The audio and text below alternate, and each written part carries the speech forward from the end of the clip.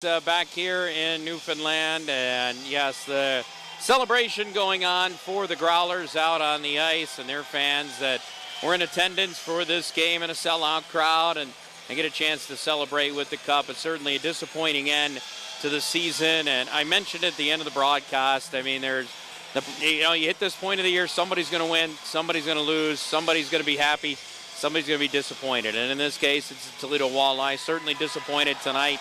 And probably will be disappointed for a few days.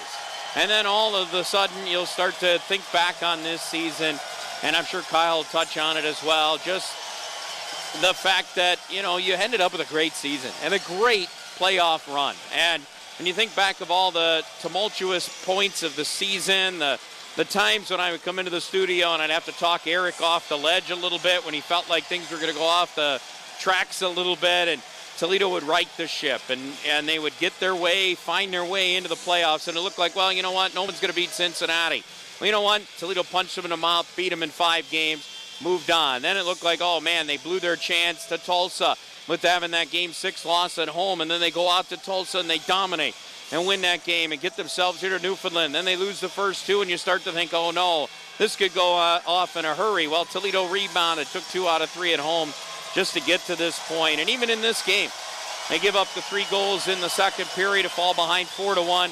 What did they do? They came out with a glorious effort to try to come back in this game, and they were inches away on a couple of those chances late in the third period. So this team, they fought all the way to the end.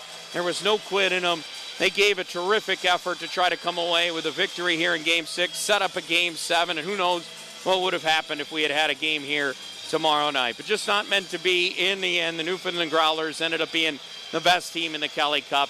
Playoffs, they were one of the best teams in the regular season, and they were the best team when it came down to things in this playoff run. So hats off to them as they pick up the victory and they pick up the Kelly Cup. But a chance for Toledo and their fan base back at home to experience what it's like to be in a championship series again. It had been 25 years since professional hockey team had played for a championship in downtown Toledo. You think back to the Storm in 1994 when they won the Riley Cup. So it's long overdue for the fan base in Toledo to have an opportunity to go crazy and go wild, and they did so for 3 games. And this team rewarded them with a couple of victories. Unfortunately, they couldn't have gotten that third.